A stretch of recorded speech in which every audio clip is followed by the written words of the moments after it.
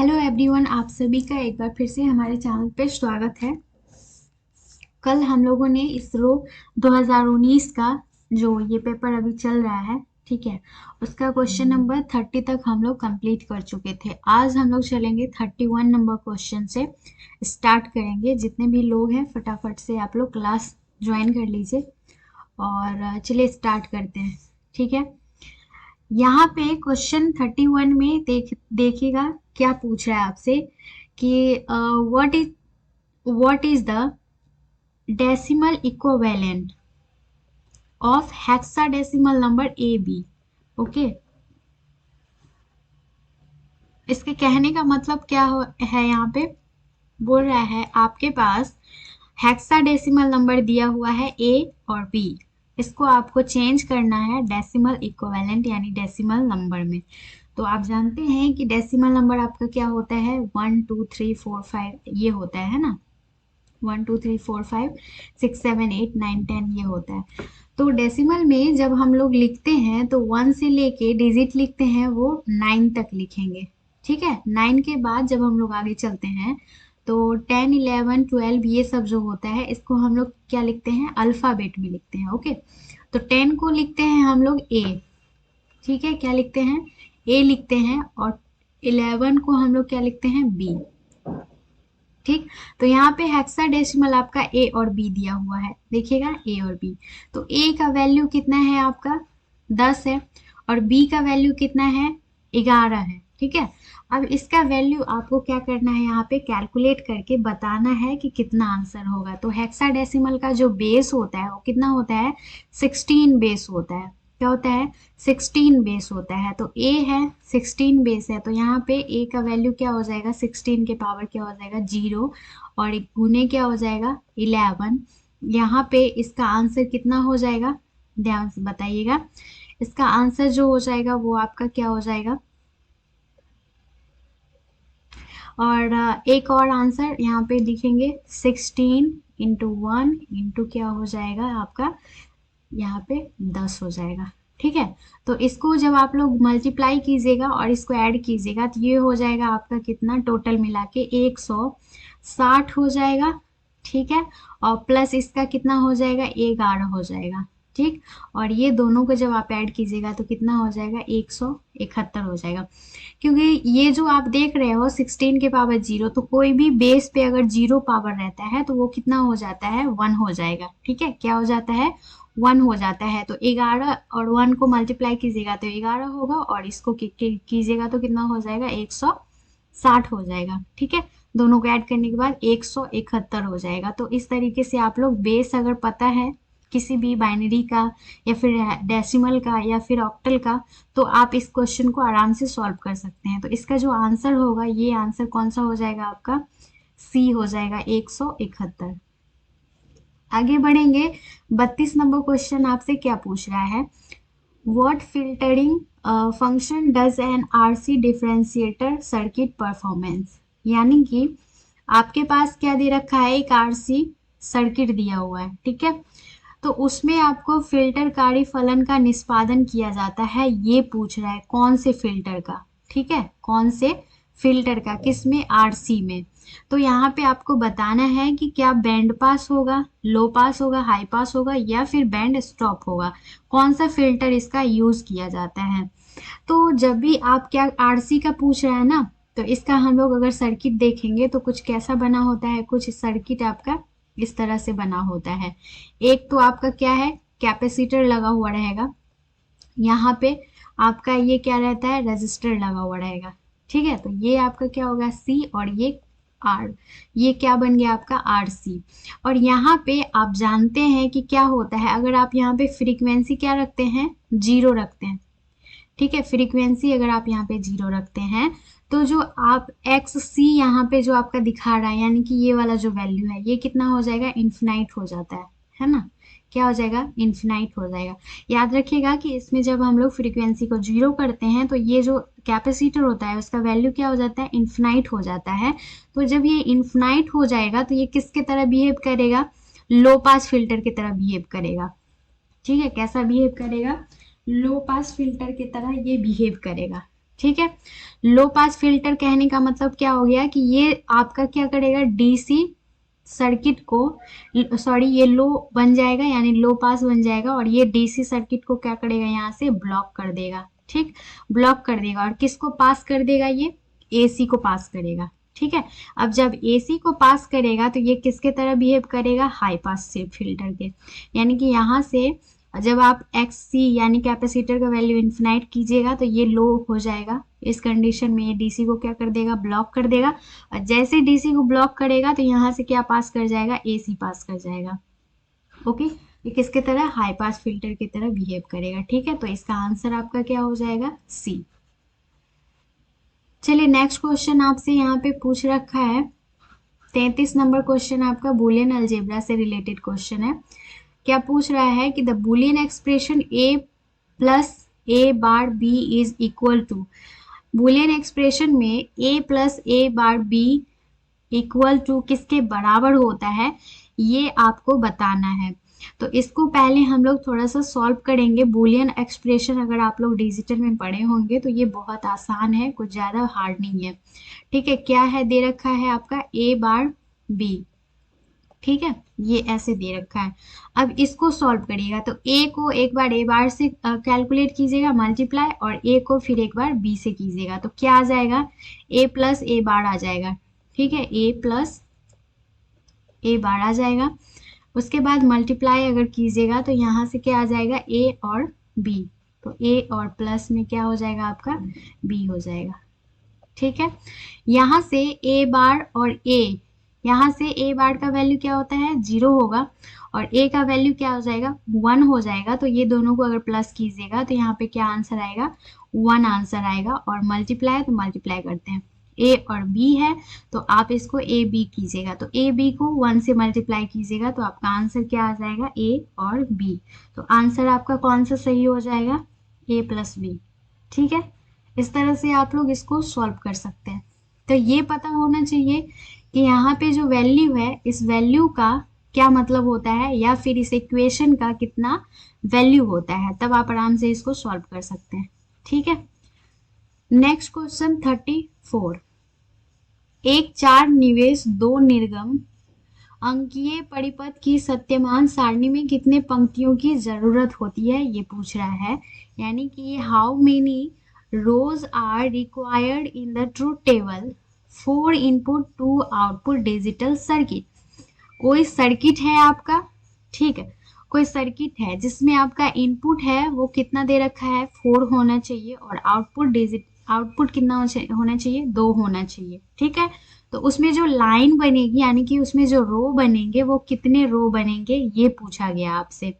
तो यहाँ पे आपको पता होना चाहिए कि आपका जो n होता है, नंबर ऑफ क्या होता है, नंबर ऑफ इनपुट होता है। ठीक है, तो यहाँ पे नंबर ऑफ इनपुट की बात अगर करेंगे तो यहाँ पे जो निकालते हैं हम लोग, इसको अगर फॉर्मूला देखते हैं तो कितना होता है, 2n होता है। ठीक है, क्या होता है, 2n होता है। यानी कि कॉम्बिनेशन कितना का बनेगा, ये 2 का कॉम्बिनेशन बनेगा, इसलिए यहाँ पे 2n होगा।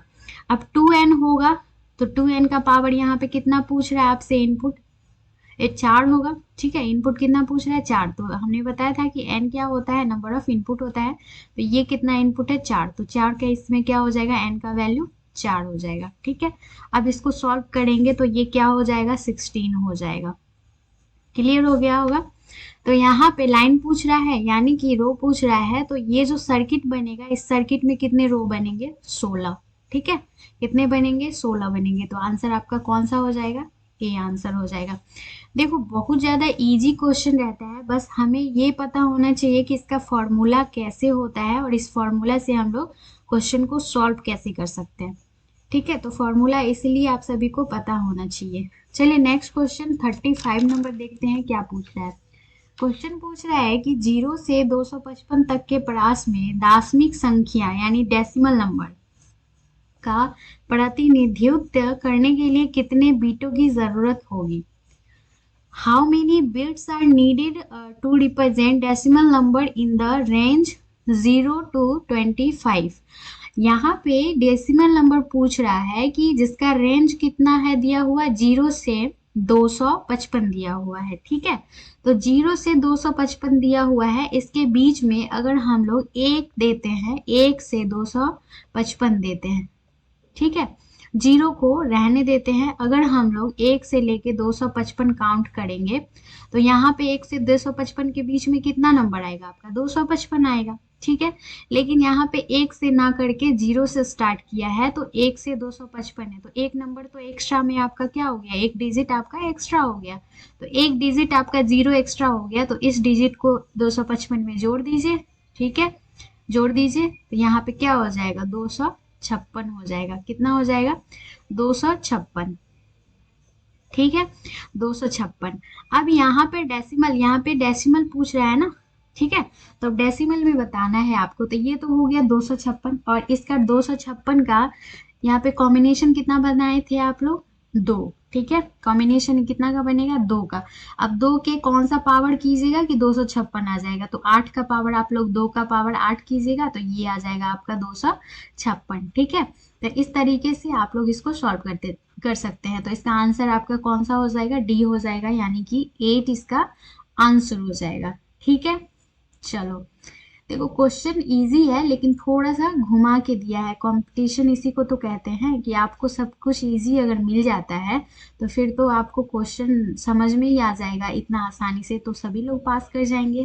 तो इसलिए क्या करता है, हल्का क्वेश्चन रहता है फिर भी उसको घुमा के देता है, ठीक है। 36 नंबर क्वेश्चन आते हैं, देखते हैं क्या दे रखा है। बीजीए, बीजीए का फुल फॉर्म होता है, यहाँ पे इसका फुल फॉर्म भी आप लोग याद रखना, आईसी से रिलेटेड होता है, ठीक है। बीजीए यानी बॉल ग्रिड व्यू पैकेजिंग के लिए निम्नलिखित में से कौन सा सही है, यानी इतने सारे आपके स्टेटमेंट दिए हुए हैं। तो बॉल ग्रिड जो एरे होता है यानी बीजीए होता है, उसके पैकेजिंग पे क्या असर पड़ता है या पैकेजिंग के लिए क्या जरूरी होता है, इसमें ये आपको चेक करके बताना है, ठीक है। तो यहाँ पे फर्स्ट दे रखा है कि हाई पिन डेंसिटी होती है, लो थर्मल रेजिस्टेंस होती है, लो लीड इंडक्टेंस होती है, या फिर इजी शोल्डर एबिलिटी होती है, ठीक है। तो यहाँ पे आप सबको इसमें चेक करना है कि बीजीए, तो बीजीए आपका थ्योरी से रिलेटेड है, डिजिटल इलेक्ट्रॉनिक्स में ही ये भी आपको मिलेगा। तो आप सभी को इस बारे में थोड़ा सा पता होना चाहिए कि इसमें जो ये जो आपका क्या होता है, पीसीबी होता है, ठीक है। ये पीसीबी होता है, इस पीसीबी पे बहुत सारे क्या होते हैं, पिन होते हैं, ठीक है, पिन होते हैं जो कि इसमें क्या होते हैं, माउंट किए रहते हैं, ठीक है। तो ये पीसीबी पे माउंट किए रहते हैं, तो इसमें क्या क्या चीजें होनी चाहिए, इसकी जो हाई पिन डेंसिटी है, ये हाई पिन डेंसिटी रहती है, ठीक है, ये भी सही रहता है। ओके, उसके बाद यहाँ पे लो थर्मल रेजिस्टेंस, बिल्कुल सही, लो थर्मल रेजिस्टेंस रहता है क्योंकि ये इस पे क्या रहता है, सुरक्षित रखता है पीसीबी को। हाई थर्मल रेजिस्टेंस अगर रहेगा तो पीसीबी को ये क्या करेगा, खराब करेगा, यानी कि इसको पिघला देगा, ठीक है। तो ये भी रहता है। उसके बाद यहाँ पे ध्यान रखना और क्या क्या चीजें इसमें रहती है, लो लीड इंडक्टेंस भी रहती है, क्या रहती है, लो लीड इंडक्टेंस भी रहती है, बहुत कम इसमें क्या होता है, सीसा का इंडक्टेंस रहता है, ओके। अब इसमें जो आपका नहीं रहता है वो रहता है इजी शोल्डर एबिलिटी, ठीक है, नहीं रहता है। तो कौन कौन सा ऑप्शन आपका सही हो जाएगा, 1, 2 और 3, ये तीनों चीजें क्या होती है, मौजूद रहती है। तो आपका आंसर क्या हो जाएगा, 1, 2 एंड 3, ठीक है, आंसर आपका हो जाएगा सी। इस चीज का आप लोग अच्छे से ध्यान रखना। नेक्स्ट क्वेश्चन आते हैं 37 नंबर पे। अब ये सीआरओ से रिलेटेड है, ठीक है, किससे रिलेटेड है, सीआरओ से रिलेटेड है। क्या पूछ रहा है, एक सीआरओ के प्रसर्पी जनित्र को डैश उत्पन्न करने के लिए प्रयोग किया जाता है, यानी कि एक स्वीप जनरेटर जो कहाँ रहता है आपका, सीआरओ में रहता है, वो किस चीज को उत्पन्न करने के लिए लगा रहता है, बताइएगा। देखो यहाँ ध्यान से देखिएगा, जो लोग सीआरओ पूरा पढ़े हुए हैं उनको ये चीजें पता होगा, जो आपका वर्टिकल होता है और जो आपका क्या रहता है, हॉरिजेंटल रहता है। तो उसमें आपका जो सीआरओ है, क्या उसमें आप लोग वर्टिकल डिफ्लेक्शन यूज करते हैं या फिर हॉरिजेंटल डिफ्लेक्शन यूज करते हैं, ठीक है। तो हॉरिजेंटल डिफ्लेक्शन आप लोग यूज नहीं करते हैं, ठीक है, क्या करते हैं, हॉरिजेंटल डिफ्लेक्शन हम लोग यूज नहीं करते हैं। तो यहाँ पे ध्यान रखना, हॉरिजेंटल वाला जो ऑप्शन है, ठीक है, सॉरी, हॉरिजेंटल वाला जो यूज करते हैं, वर्टिकल वाला यूज नहीं करते। तो यहाँ पे वर्टिकल वाला जो भी ऑप्शन है ये तो आपका पहले कैंसिल हो जाएगा। तो कैंसिल आपका कौन कौन सा हो जाएगा, बी और डी हो जाएगा। ठीक, अब यहाँ पे देखना है, ये देखना ये है कि हॉरिजेंटल रिफ्लेक्शन जो होता है इलेक्ट्रॉन बीम पे वो स्क्वायर वेव पे होता है। ठीक है, स्क्वायर वेव का होता है। और यहाँ पे दे रखा है कि sawtooth wave for horizontal reflection electron beam. Okay, तो ये जो आपका इलेक्ट्रॉन बीम होता है कुछ ऐसा बना होता है। ठीक है, ये कुछ आपका ऐसा बना रहता है ना, इस तरीके का। तो यहाँ पे आपको पता है कि हॉरिजेंटल वाला जो बीम हो, ये इलेक्ट्रॉन बीम जो होता है ये हॉरिजेंटल रिफ्लेक्शन के थ्रू क्या करता है, काम करता है, जो कि सॉ टूथ वेव के लिए उत्पन्न करने के लिए यूज किया जाता है। ठीक है, तो आंसर क्या हो जाएगा आपका, सी हो जाएगा, यानी कि स्क्वायर वेव नहीं होता है। क्लियर है, तो ये चीजें आप लोग ध्यान रखना। तो जहाँ पे भी वर्टिकल आएगा, हॉरिजेंटल आएगा, सीआरओ के बारे में पता है तो वर्टिकल नहीं यूज होता है, इसलिए वर्टिकल वाला ऑप्शन आपको पहले ही कैंसिल करना है। अभी हॉरिजेंटल में आपका चांस रहेगा, तो ये चीजें आप लोग अच्छे से याद रखना। और सीआरओ हमेशा सॉटूथ वेव के लिए यूज किया जाता है, कौन सा, इलेक्ट्रॉन बीम। ठीक है, चलो 38 नंबर क्वेश्चन आपसे क्या पूछ रहा है, पीएन संधि।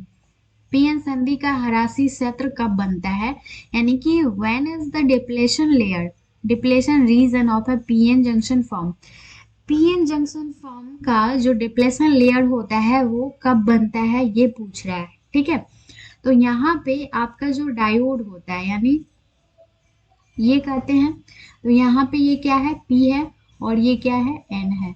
ठीक है, यहाँ से इसको हम लोग डिवाइड करते हैं ऐसे। ओके, जब हम लोग पीएन संधि बनाते हैं, ये दोनों जंक्शन बनाते हैं, वहां पे डिप्लेशन लेयर किस फॉर्म में जनरेट होता है, तो देखो जब हम लोग इसमें क्या करते हैं, अशुद्धियां मिलाते हैं, इम्प्योरिटी मिलाते हैं। ठीक है, तो पी में कौन सी इम्प्योरिटी मिलाते हैं हम लोग, ट्राईवैलेंट मिलाते हैं, है ना, क्या मिलाते हैं, ट्राईवैलेंट। और एन में कौन सा इम्प्योरिटी मिलाते हैं, पेंटावैलेंट, है ना, क्या मिलाते हैं, पेंटावैलेंट। तो जब हम इस दोनों में थोड़ी थोड़ी अशुद्धियां मिलाते हैं, तो अशुद्धियां मिलने की वजह से क्या होता है, इसका कुछ पार्ट क्या होता है, इसके अंदर जाता है, इसका कुछ पार्ट क्या होता है, इधर जाता है। तो ये दोनों आपस में क्या होते हैं, मूव करते रहते हैं एक दूसरे की तरफ। और जब यही दोनों आपस में मूव करते हैं तो यहाँ पे इनके बीच में क्या होता है, एक लेयर जनरेट होता है। ठीक है, एक क्या होता है, लेयर जनरेट, यानी कि जंक्शन का निर्माण हो जाता है। यही लेयर आपका क्या होता है, जंक्शन का निर्माण हो जाता है। तो आपको यहाँ बताना है कि क्या जब हम लोग संधि रचना करते हैं तब होता है, यानी कि along with junction formation, during forward bias, during heating, during reverse bias. तो यही बताना है कि क्या इस कंडीशन में होता है या नहीं होता है। तो आप सभी लोग बताइएगा कि ये कब जनरेट होता है, जब हम लोग जंक्शन बनाते हैं, यानी पी जंक्शन और एन जंक्शन, जब हम ये पी एन जंक्शन बनाते हैं तब यहाँ पे डिप्लेशन लेयर क्या होता है, जनरेट होता है। तो आपको क्या याद रखना है, जब हम लोग अलॉन्ग विथ जंक्शन फॉर्मेशन, जब हम लोग संधि बनाते हैं उसके साथ में डिप्लेशन लेयर जनरेट होता है। क्लियर हो गया होगा सभी को। चलो आगे, इसमें ये दो क्वेश्चन आपके काफी ज्यादा इंपोर्टेंस है कि पी जंक्शन में, यानी कि पी जो आपका संधि होता है उसमें कौन सा इम्प्योरिटी मिलाते हैं, बीबीआई कर लीजिएगा, ये क्वेश्चन आपसे पूछा गया था। ठीक है, और ये क्वेश्चन बार बार पूछा जाता है। पी में हमेशा ट्राईवैलेंट, यानी कि क्या, त्रिसंयोजी जो इम्प्योरिटी होती है वो मिलाते हैं, और एन में पेंटावैलेंट, यानी कि पंच संयोजी इम्प्योरिटी मिलाते हैं, अशुद्धियां। ठीक है, चलो 39 नंबर क्वेश्चन आपसे क्या पूछ रहा है, 39 नंबर क्वेश्चन पूछ रहा है कि पीएन ट्रांजिस्टर के उत्सर्जक में प्रमुख वाहक है ना, पीएन ट्रांजिस्टर की बात कर रहा है। ओके, तो in the emitter of a PNP transistor the majority carriers are dash. अब देखो पीएनपी ट्रांजिस्टर की बात कर रहा है, तो पीएनपी ट्रांजिस्टर आपका कुछ ऐसा बनता है, ये तो होगा पी। ठीक है, ये आपका क्या रहेगा, पी, और ये एन रहेगा, ये आपका फिर से क्या बनेगा, पी। ठीक है, तो पीएनपी ट्रांजिस्टर की अगर बात कर रहा है तो यहाँ पे ध्यान दीजिएगा कि पी में क्या होता है, मेजोरिटी होल्स रहता है। है ना, यहाँ पे होल्स रहेगा और इसमें क्या रहता है, इलेक्ट्रॉन रहता है, ठीक है। तो P मतलब कि ये आपका क्या बनेगा, इधर एमीटर बनेगा, N इसका क्या बनेगा, बेस बनेगा, और ये फिर P इधर का क्या बनेगा, आपका कलेक्टर बनेगा, ठीक है। तो ये क्या पूछ रहा है इसमें, ये ध्यान देना है, एमीटर पूछ रहा है ना, तो एमीटर की तरफ क्या है, P है, तो P जंक्शन है, सॉरी P जंक्शन है, तो इसमें आपका क्या रहता है, मेजोरिटी चार्ज, मेजोरिटी कैरियर्स क्या आता है, होल होता है, ठीक है। तो यहाँ पे कौन सा ऑप्शन सही होगा, आपका सी ऑप्शन सही हो जाएगा। क्लियर है सभी को। इस तरीके से आप लोग अगर फिगर बना के देखिएगा तो ये ज्यादा इजी है, सॉल्व हो जाएगा। 40 नंबर क्वेश्चन आपसे क्या पूछ रखा है, उचित बाइसिंग के साथ एक ट्रांजिस्टर प्रवर्धक में निम्नलिखित मापित प्रचाल है, जिसमें निवेश प्रतिरोध 1 किलो ओम है, निर्गम प्रतिरोध 10 किलो ओम है, और धारा लब्धि यानी कि गेन आपका कितना है, 90 है। तो बाइसिंग संरूपण को पहचानिए, ऐसा बोल रहा है ना। यानी कि पैरामीटर्स आपका दिया हुआ है, ट्रांजिस्टर एम्पलीफायर में पैरामीटर दिया हुआ है, इनपुट रेजिस्टेंस का वैल्यू, आउटपुट रेजिस्टेंस का वैल्यू, करंट गेन। तो आपको चेक करना है कि बाइसिंग कॉन्फ़िगरेशन जो होगा वो कौन सा होगा, ठीक है। तो चलिए सॉल्व करते हैं, थोड़ा इसके बारे में देखते हैं। देखो जहां पे कॉन्फ़िगरेशन अगर ट्रांजिस्टर में आप लोग पढ़े होइएगा, common base, common emitter, common collector, ठीक है। तो ध्यान दीजिएगा, डार्लिंग गटन पेयर तो नहीं होगा, क्योंकि कॉन्फ़िगरेशन की बात अगर कर रहा है तो एमीटर होगा, बेस होगा, कलेक्टर होगा, तो एक ऑप्शन तो आपको यहाँ से ऐसे ही कैंसिल हो गया। अब आपको स्टेटमेंट याद करना है कि कॉमन बेस में आउटपुट जो था वो इनपुट रेजिस्टेंस से कम होता था या फिर ज्यादा होता था, ठीक है, ऐसा आपको पता होना चाहिए। तो ये आपका नहीं होता है, ये स्टेटमेंट इसको फॉलो नहीं कर रहा है, क्योंकि यहाँ पे क्या बोल रहा है, इनपुट रेजिस्टेंस आपका क्या है, 1 किलो ओम है, और आउटपुट रेजिस्टेंस हमेशा क्या यहाँ पे दिखा रहा है कि ज्यादा है। तो इस कंडीशन में जो हम लोग कॉमन कलेक्टर बनाते हैं, तो कॉमन कलेक्टर में क्या होता है, हमेशा इनपुट रेजिस्टेंस जो होता है आउटपुट रेजिस्टेंस से कम होता है, ठीक है। ये चीजें आप लोग अच्छे से ध्यान रखना, ओके। दूसरा आपका ये चीजें कभी आपसे पूछे, क्योंकि अगर आपका ये कंडीशन कॉमन कलेक्टर फॉलो करता है, तभी तो हम लोग इसका यूज कहाँ पर करते हैं, करेंट एम्पलीफायर बनाने के लिए करते हैं, ठीक है।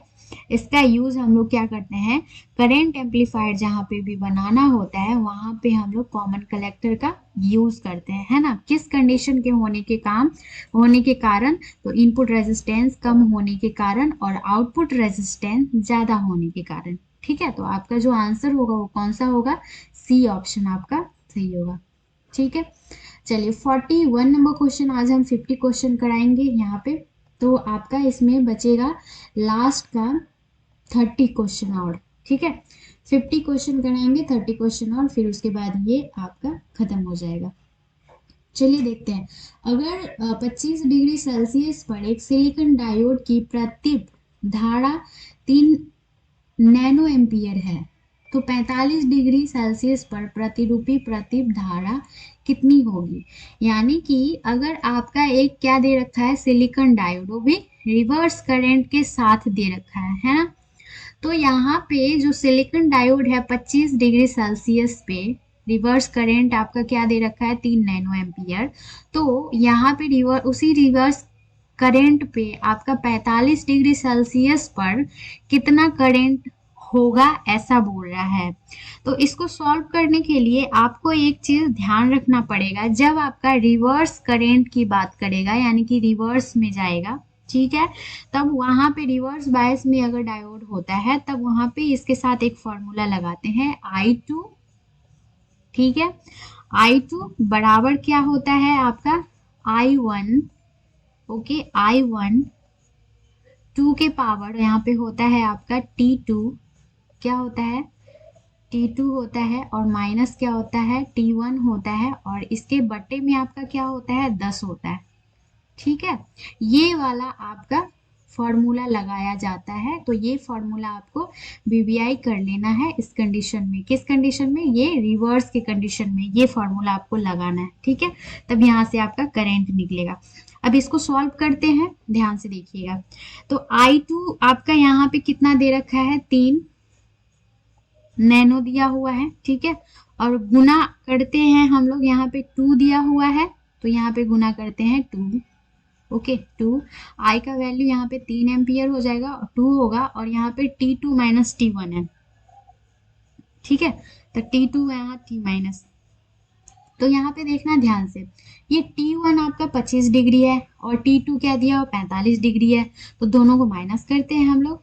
तो 45 और माइनस 25 करेंगे तो यहाँ पे कितना हो जाएगा 45 और माइनस ये हो जाएगा 25, ठीक है। और यहाँ पे इसके बटे में क्या आ जाएगा 10 आ जाएगा। किसी को कोई प्रॉब्लम तो नहीं होगा। चलो अब इसको थोड़ा सा सॉल्व करते हैं, थोड़ा इसको सॉल्व कीजिएगा तो इसको माइनस कीजिएगा, ठीक है। तो आपका क्या हो जाएगा 3n हो जाएगा, 3n हो जाएगा, और सबको माइनस और कैलकुलेशन आप लोग करके देखना, ठीक है। तो क्या हो जाएगा गुने में 2 के पावर स्क्वायर हो जाएगा, ठीक है। 2 के पावर क्या हो जाएगा स्क्वायर हो जाएगा। और यहाँ पे आप सॉल्व करो 3n इंटू कितना हो जाएगा 4, और ये आपका आंसर हो जाएगा 12n एम्पियर, ठीक है। कितना हो जाएगा 12n एम्पियर, क्योंकि ये वाला जो 10 था ना इसको हम लोग क्या किए हैं ऊपर लेके चले गए, ठीक है। इसलिए यहाँ पे क्या हो जाएगा पावर हो जाएगा। तो आप लोग इसको क्या करना सॉल्व करना आराम से बैठ के ये फॉर्मूला पे, एग्जैक्टली ठीक है। ये तो हम अभी यहाँ पे ऐसे सॉल्व कर दिए रफली, लेकिन ये फॉर्मूला आप वीबीआई कर लेना, यहाँ पे जाके आप लोग इसको सॉल्व कर लेना, ठीक है। मैंने बता भी दिया है कि T1 कौन सा होगा आपका 25 डिग्री सेल्सियस होगा, और T2 क्या होगा 45 डिग्री सेल्सियस होगा। इसके बटे में आप लोग का 10 रहता है, तो ये ध्यान रखिएगा। ये किसके पावर में आएगा आपका 2 के पावर में आएगा, और यहाँ पे I1 होगा यानी कि 25, ठीक है। इस तरीके से आप लोग क्या करना, सॉरी आई हो जाएगा, आई कितना है 3 एम्पियर, तो ये क्या हो जाएगा 3 एम्पियर। इस तरह से आप लोग यहाँ पे सॉल्व करके चेक कर लेना, आंसर आपका सही हो जाएगा। और कितना आंसर आ जाएगा आपका 12, तो देख लीजिएगा कि 12 कहाँ पे आ रहा है, डी में आ रहा है, तो ये आंसर आपका हो जाएगा डी। क्लियर होगा सभी को। चलो अगला क्वेश्चन, यहाँ पे 42 नंबर क्वेश्चन क्या पूछ रहा है आपसे। 42 नंबर क्वेश्चन आप लोग का दे रखा है कि एक आदर्श ट्रांसफार्मर का फेरा, यानी कि आइडल ट्रांसफार्मर की बात कर रहा है, एक आइडल ट्रांसफार्मर का टर्न्स यानी कि फेरा कितना होना चाहिए, जिसे 120 ओम आंतरिक यानी इंटरनल रेजिस्टेंस है और एसी वोल्टेज स्रोत को अधिकतम शक्ति अंतरण के साथ 30 ओम लोड दे रखा है, ठीक है। तो ये दोनों आपस में जोड़ा जाता है। तो ये होमवर्क HW रहेगा आप सभी के लिए, आप लोग इसको बना के चेक कर लेना कि क्या होता है। तो हम लोग यहाँ पे जानते हैं कि क्या होता है N2, ठीक है। N2 बराबर क्या होता है N1 होता है, ठीक है, N1 होता है। और यहाँ पे अगर देखा जाए प्रतिबाधा यानी इम्पीडेंस पूछ रहा है, तो क्या हो जाएगा Z2 बटे क्या हो जाएगा Z1। इस फॉर्मूला पे आप लोग इसको सॉल्व करके देखना और बताना कमेंट में कि आंसर आप सभी का कितना आया, ठीक है। तो ये 42 आप लोगों का क्वेश्चन रहेगा, ये आपको सॉल्व करके बताना है। अपने आप को चेक कीजिएगा कि आपको कितना अभी तक एक्यूरेसी बन रही है। ओके चलो 43 नंबर क्वेश्चन पे आते हैं हम लोग। 43 नंबर क्वेश्चन आपसे क्या पूछ रहा है कि एक कूलॉम डैश डैश इलेक्ट्रॉन का आवेश है, ऐसा पूछ रहा है, ठीक है। तो यहाँ पे क्या देखना है कि कूलॉम है और चार्ज पूछ रहा है आपसे, है ना। तो चार्ज बताइएगा कितना है। इसको अगर आप लोग को याद होगा एक कूलॉम चार्ज होता है, याद होगा, तो यहाँ पे आंसर आपका कितना हो जाएगा ए हो जाएगा। इसको अगर सभी लोग को थोड़ा कॉन्सेप्ट समझ में नहीं आएगा तो आप आंसर भी याद रख सकते हो, ठीक है। लेकिन कॉन्सेप्ट की बात अगर की जाए तो हम लोग इसको सॉल्व करके देखते हैं कैसे सॉल्व कर सकते हैं। पहले तो आपको ध्यान रखना है कि आई बराबर क्या होता है। आई बराबर होता है क्यू बटे टी, है ना। क्या होता है क्यू बटे टी होता है, और इसको हम लोग लिख सकते हैं आई बराबर, फिर लिख सकते हैं ये जो क्यू बटे टी है इसको लिखेंगे n e number of electron बटे क्या हो जाएगा टी, क्योंकि चार्ज वही होता है ना नंबर ऑफ इलेक्ट्रॉन। तो आई बराबर हम लोग इसको दूसरे शब्द में लिख सकते हैं एन ई बटे टी होता है, ठीक है। अब यहाँ पे हम लोग लिखेंगे 1, क्योंकि 1 कूलाम चार्ज कितना है 1 कूलाम, तो 1 लिखेंगे, ठीक है। और इसको हम लोग लिखेंगे एन इंटू कितना लिखेंगे, आप लोग इलेक्ट्रॉन का नंबर जानते हैं कि कितना होता है इलेक्ट्रॉन आपका 16 इंटू 10 के पावर क्या होता है 19 होता है, इसके पावर क्या हो जाएगा -19। ठीक है, ये होता है, और बटे में आपका क्या आ जाएगा 1 आ जाएगा। ठीक है, चलो आगे बढ़ते हैं नेक्स्ट। यहाँ पे इसको अगर सॉल्व कीजिएगा तो n बराबर क्या हो जाएगा 1 इंटू 10 के पावर क्या हो जाएगा 19 हो जाएगा, जब हम लोग क्या करेंगे इसको ऊपर ले जाएंगे। ठीक है, 19 हो जाएगा, और बटे में कितना हो जाएगा 1.6 हो जाएगा। ठीक है, क्या हो जाएगा 1.6 हो जाएगा, जब हम लोग इसको मल्टीप्लाई करके इधर ले आएंगे तब। ठीक, इसको जब हम लोग इसको मल्टीप्लाई करते हैं तो यहाँ पे आंसर क्या आता है आपका 0.625 इंटू 10 के पावर क्या हो जाएगा 19 हो जाएगा। कितना होगा 10 के पावर 19 हो जाएगा। ठीक है, अब इसमें हम लोग क्या करते हैं, अगर हम लोग इसको कैलकुलेट करेंगे तो यहाँ पे देखिए 19 है ना, तो यहाँ से एक जीरो अगर हम लोग हटाते हैं तो ये वाला जो जीरो है ये क्या हो जाएगा हट जाएगा। ठीक है, यहाँ से एक जीरो कम कीजिएगा तो ये इसके पॉइंट क्या हो जाएंगे हट जाएंगे, तो एक जीरो हम लोग कम करते हैं, पॉइंट को हम एक लाइन एक क्या करते हैं एक स्टेप पीछे करेंगे, तो यहाँ पे पॉइंट को हटाइएगा तो 6। ठीक है, क्या हो जाएगा 6.25 इंटू 10 के पावर कितना हो जाएगा 18 हो जाएगा। ठीक है, एक जीरो हटाएंगे, यहाँ से एक जीरो आगे की तरफ खिसका देंगे। ठीक है, तो आपका आंसर क्या हो जाएगा 6.25 इंटू 10 की पावर 18। ठीक है, तो आप लोग इसको सॉल्व कर सकते हो, इसका वैल्यू अगर याद रहता है तो आप याद भी रख सकते हो, कोई प्रॉब्लम नहीं है। ये इसका सॉल्व करने का तरीका था। चलो नेक्स्ट आगे बढ़ेंगे, 44 नंबर क्वेश्चन देखते हैं कि क्या बोल रहा है। 44 नंबर क्वेश्चन आपसे ये बोल रहा है 100 मिलीवॉट शक्ति निर्गम के एक श्रव्य प्रवर्धक को 10 डेसिबल लब्धि यानी 10 डेसिबल गेन दे रखा है। एक शक्ति प्रवर्धक के साथ क्या किया जाता है कैस्केड किया गया है, मतलब कि जोड़ा गया है। ठीक है, तो उसमें जो निर्गम शक्ति होती है वो कितनी होगी। तो एक चीज यहाँ पे पहले आपको बताना है कि यहाँ पे क्या श्रव्य प्रवर्धक यानी कि ऑडियो एम्पलीफायर है ना, an audio amplifier with power output यहाँ पे दे रखा है कि 100 milliwatt cascade with power amplifier, एक पावर एम्पलीफायर को जोड़ा गया है जिसका गेन है 10 डेसिबल। तो आपका जो पावर एम्पलीफायर है उसका पावर आउटपुट क्या होगा ये पूछ रहा है। तो अगर आप लोग इसको बनाइएगा तो यहाँ पे कैस्केड का क्या हो गया कि मतलब दो सर्किट आपका इसमें क्या है जोड़ा हुआ है। ठीक है, एक तो आपका ये हो जाएगा, दूसरा ये हो जाएगा।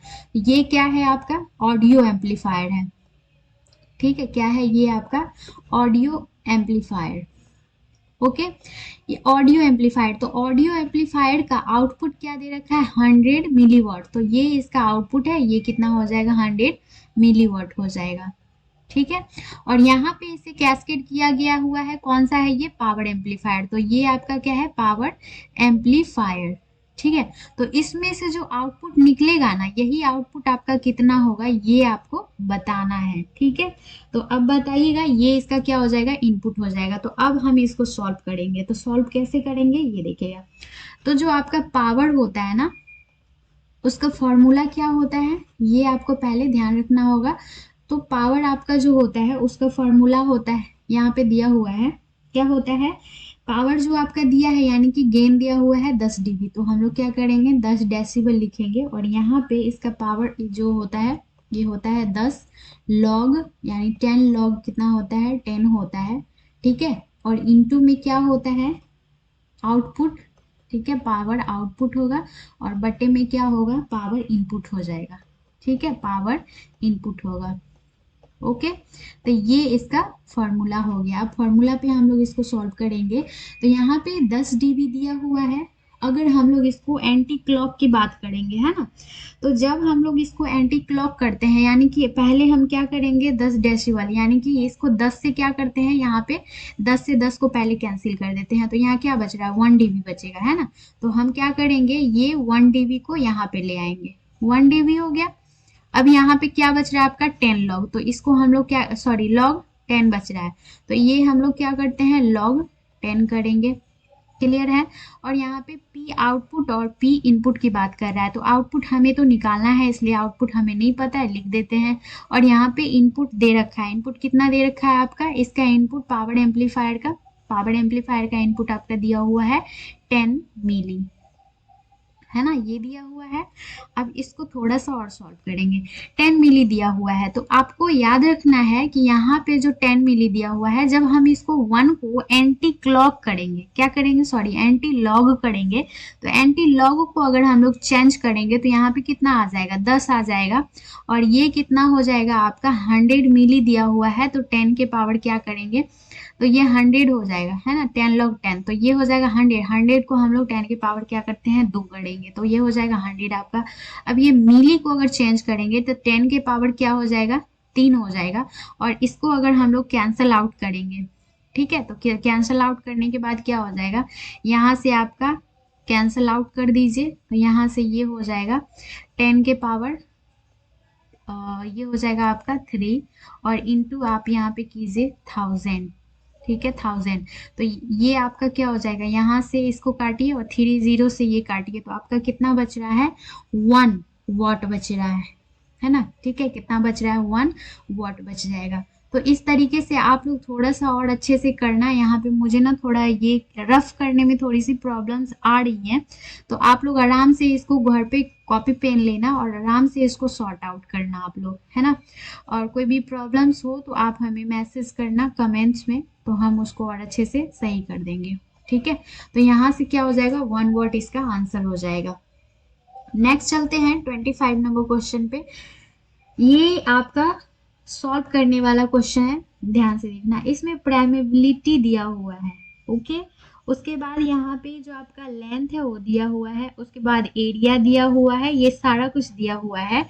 तो आपको अब चेक करना है, सॉरी आपको पता लगाना है किसका, कुंडली के प्रेरकत्व का, है ना।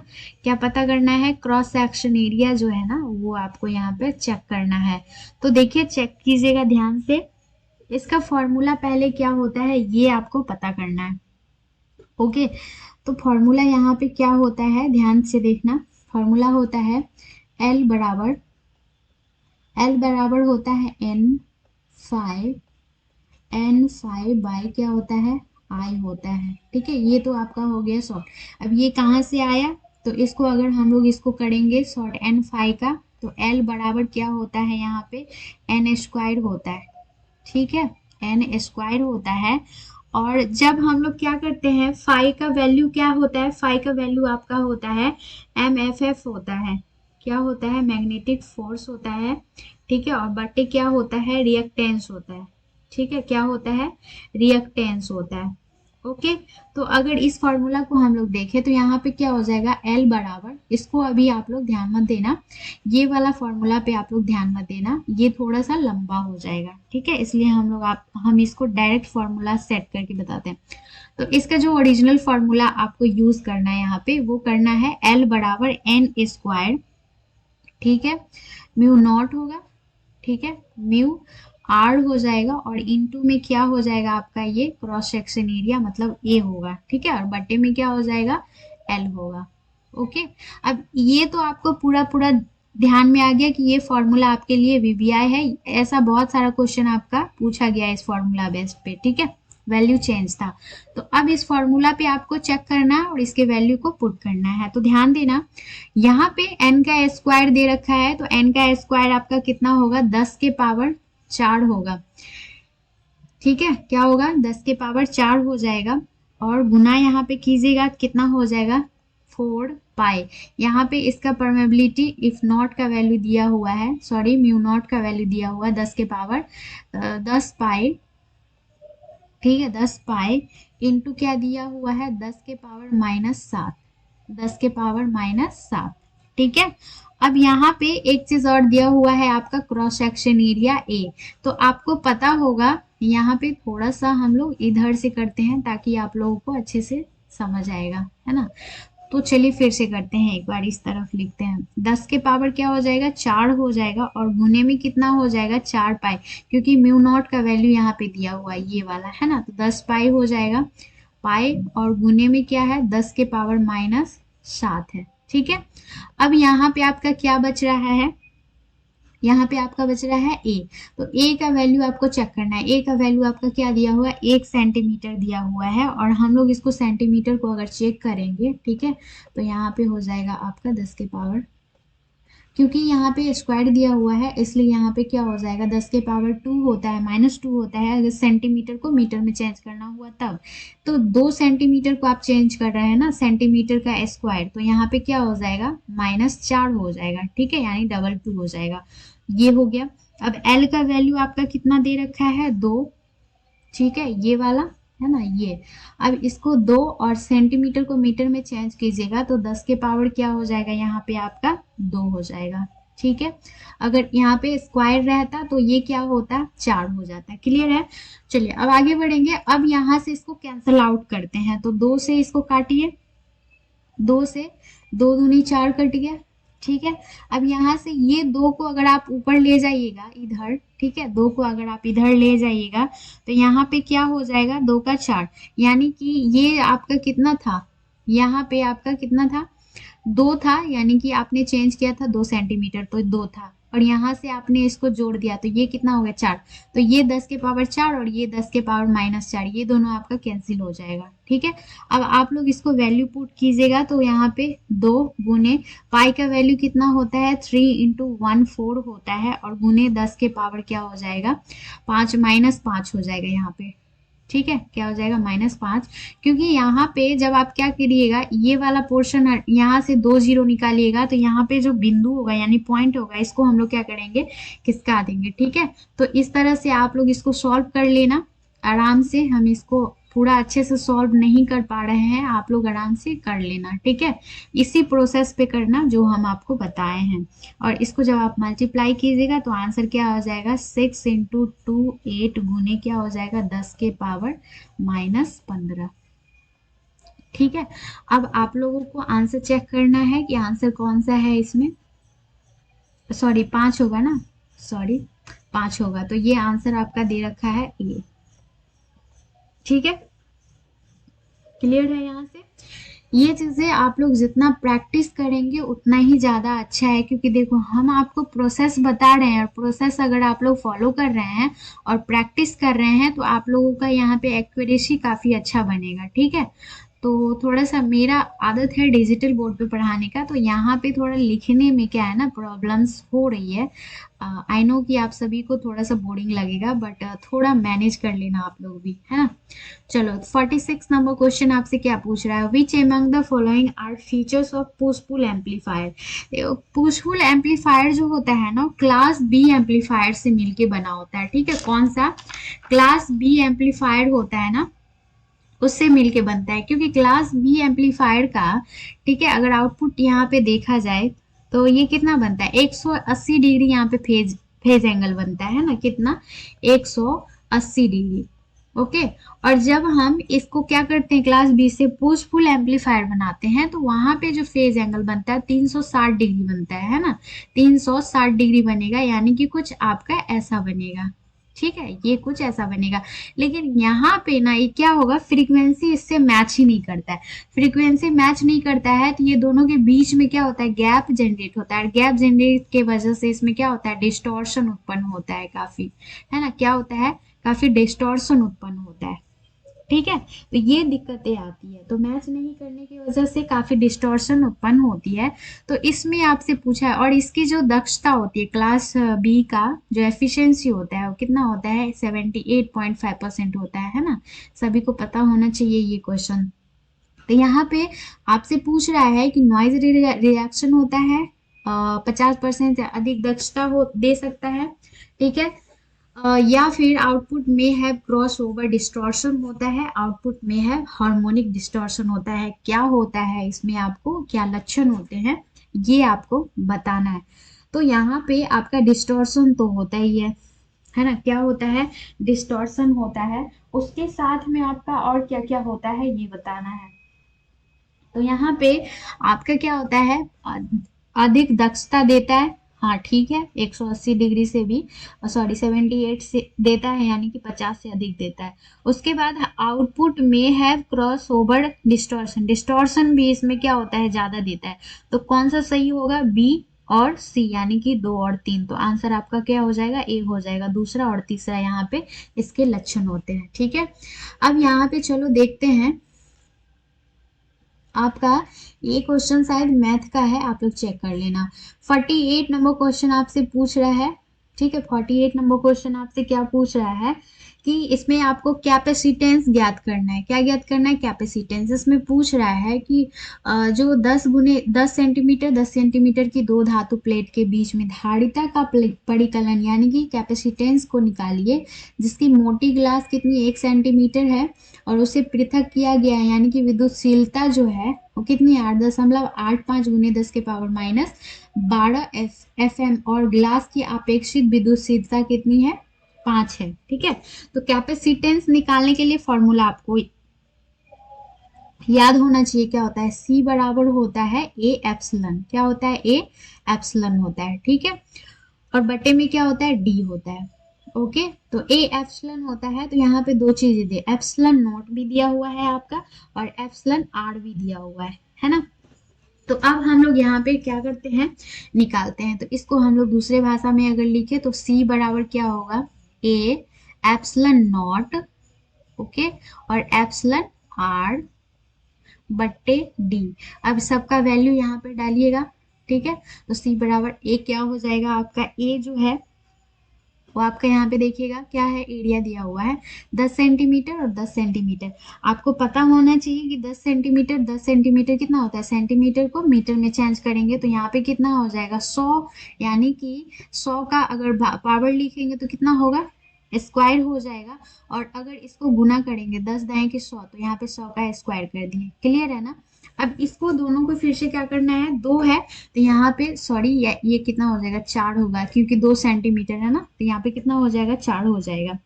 उसके बाद यहाँ पे आपका क्या हो जाएगा, 10 के पावर -4 कीजिए सेंटीमीटर को, है ना। ठीक है, सेंटीमीटर को। उसके बाद यहाँ से चलेंगे हम आगे, लिखेंगे इसको पूरा का पूरा, इसको सॉल्व करते हैं। ठीक है, और इनटू करेंगे, इनटू में इसका जो जो म्यू कितना था, एप्सिलन नॉट का वैल्यू 8.85 गुने कितना है, 10 के पावर -12। ठीक है, माइनस पावर दिया हुआ है ना। और यहाँ पे एप्सिलन आर का वैल्यू कितना है, 5 है, तो यहाँ पे हम लोग क्या करेंगे, 5 देंगे। और बटे में हम लोग डी है, तो डी का वैल्यू हम लोग डालेंगे 1 सेंटीमीटर, यानी कि 1 गुने सेंटीमीटर को हम लोग लिखते हैं मीटर में 2। ठीक है, -2। अब हम लोग इसको क्या करेंगे, कैंसिल करेंगे। तो देखो इस -2 को अगर हम लोग ऊपर ले गए हैं तो यहाँ पे क्या बन गया है, 2 तो पहले से ही था, 2 और यहाँ पे ले गए तो माइनस था, ऊपर गया प्लस हो गया, तो यहाँ पे 10 की पावर कितना हो जाएगा, 4 हो जाएगा। ठीक है, अब यहाँ पे भी 10 का पावर 4 हो गया और -4, तो ये दोनों को हम लोग काटेंगे और फिर इसको हम लोग क्या करेंगे, मल्टीप्लाई करेंगे। मल्टीप्लाई करने के बाद जो आपका आंसर आएगा, जो आंसर आपका आएगा वो कितना हो जाएगा, ये इसको 8 पंचे 40 और ये हो जाएगा 8 पंचे 5 25 और यहाँ पे हो जाएगा 40, यानी कि 44 गुने 25 और 10 के पावर -10 के पावर -12 कितना होता है, पीको फैरेड होता है।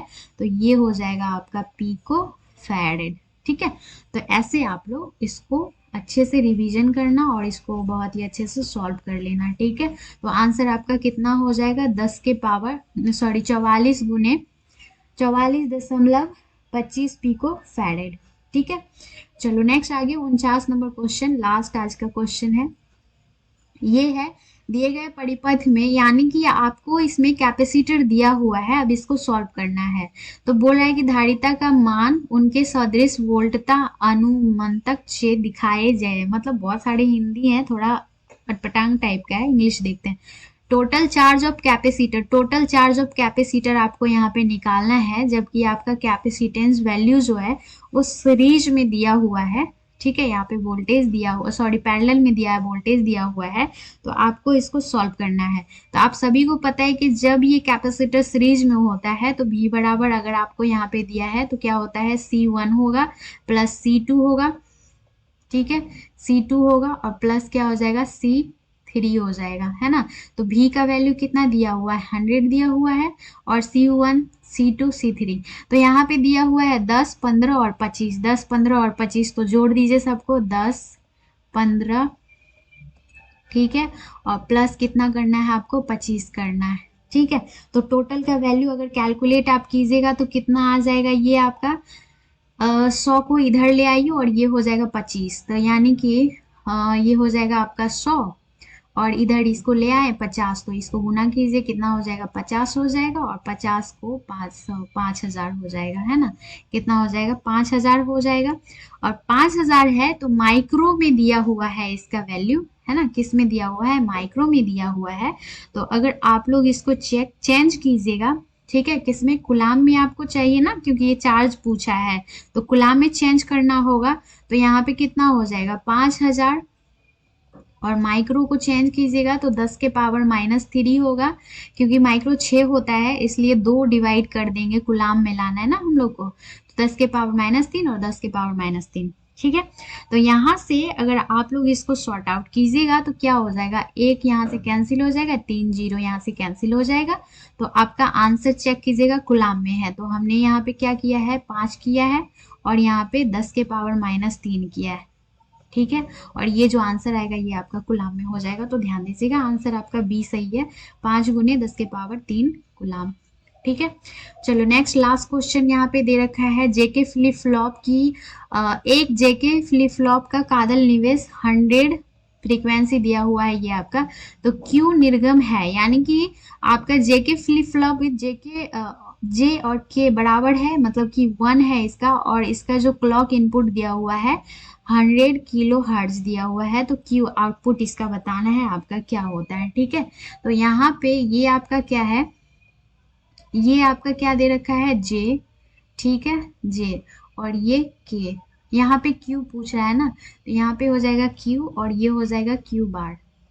तो इसका जो फ्रीक्वेंसी होता है ना, ये आपका क्या है, आपने क्लॉक दिया है, एफ इन दिया है, तो एफ इन आपका कितना दे रखा है, 100 किलो हर्ट्ज, तो इसका वैल्यू कितना होगा, 100 किलो हर्ट्ज हो जाएगा। और इसका आउटपुट आपसे क्यू आउटपुट पूछ रहा है ना, तो ये आपका होता है जेके फ्लिप फ्लॉप में, ये आपका होता है एफ बटे जेड होता है। तो जो इनपुट आपका दिया हुआ है ये आउटपुट इसका क्या होगा, आधा हो जाएगा, ठीक है। तो 100 है तो 100 और बट्टे क्या हो जाएगा, 2 हो जाएगा, ठीक है। क्या हो जाता है, सॉरी, 2 हो जाएगा, तो यहाँ से इसको कैंसिल कीजिएगा तो ये हो जाएगा आपका 50। तो ध्यान दीजिएगा यहाँ पे क्या दे रखा है, 50 किलो हर्ट्ज हो जाएगा, ठीक है। तो ये आंसर हो गया। और इसमें एक क्वेश्चन और भी ध्यान रखना, जब जे और के बराबर 1 हो जाता है तो वहां पे ये क्या बनता है, टॉगल बनता है, ठीक है। क्या बनता है, टॉगल कंडीशन बनेगा। इसी में अगर एस आर फ्लिप फ्लॉप के बारे में पूछेगा कि जहाँ पे जे और के का वैल्यू एस और आर जो होता है बराबर होता है किसके, इक्वल होता है 1 के, तब तो वहां पे क्या होता है, उसका जो क्यू होता है वो इनवैलिड हो जाता है, ठीक है। लेकिन जेके में क्या होता है, टॉगल हो जाता है। तो आज के लिए बस इतना ही, कल मिलेंगे फिर हम लोग 51 से 80 क्वेश्चन कंप्लीट कर देंगे। तब तक के लिए आप लोग अपना ध्यान रखें, टेक केयर, बाय।